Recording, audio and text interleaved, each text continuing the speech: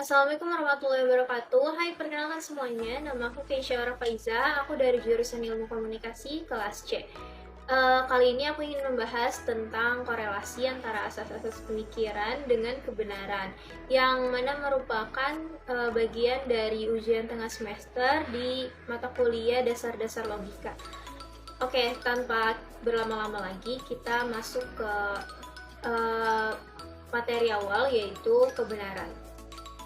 Seiring dengan berjalannya waktu dan perkembangan zaman, manusia itu cenderung mengabaikan logika dalam berpikir. Mereka seringkali berpikir seenaknya dan membuat aturan. Mayoritas masyarakat juga menganggap remeh logika ini, dan akibatnya itu masyarakat menjadi menangkap hal yang salah.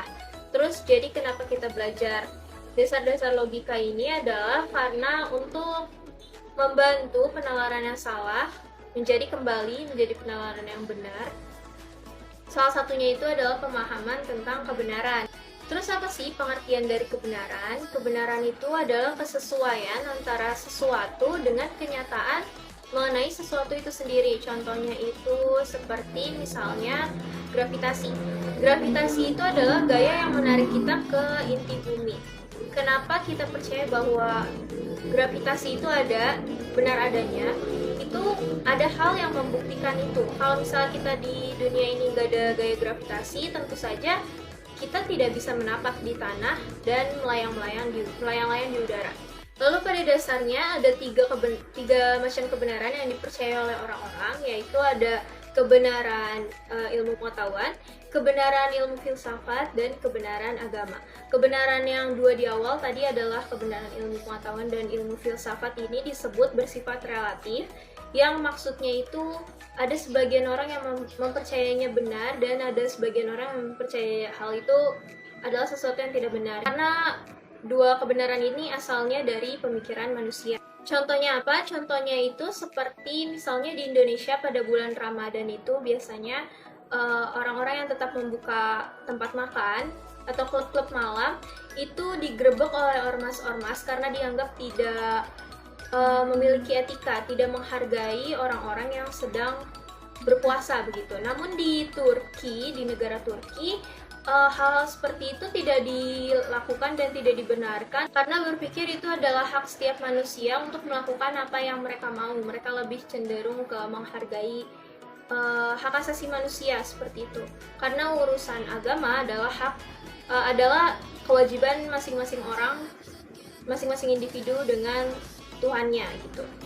Lalu untuk kebenaran yang ketiga itu adalah kebenaran agama, yang mana kebenaran ini diturunkannya oleh Tuhan dan tidak ada yang meragukan tentang hal itu. Contohnya seperti agama Islam yang mempercayai kebenaran dari kitab sucinya, yaitu Al-Quran. Kita percaya bahwa Al-Quran itu diturunkan dari Allah langsung dan tidak dirubah maknanya sampai saat ini. Kalau misalnya ada kesalahan walaupun cuma satu huruf hijaiyah aja yang salah, biasanya itu langsung terdeteksi gitu, langsung diketahui.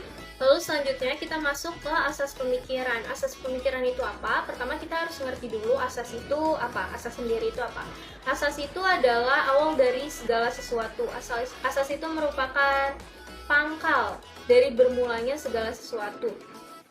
Dia adalah sesuatu yang mendahului, intinya kayak asalnya gitu ya.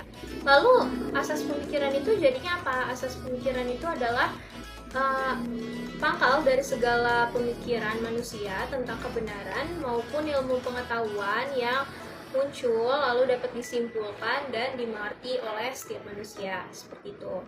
Terus seperti judulnya, apa sih korelasi antara asas-asas pemikiran dengan kebenaran?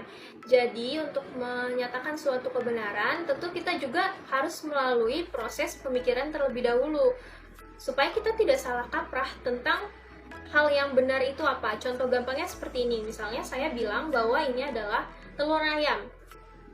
Itu adalah hal yang saya percayai, yang menurut saya merupakan kebenaran karena melalui proses pemikiran saya mengidentifikasi bahwa ini adalah telur.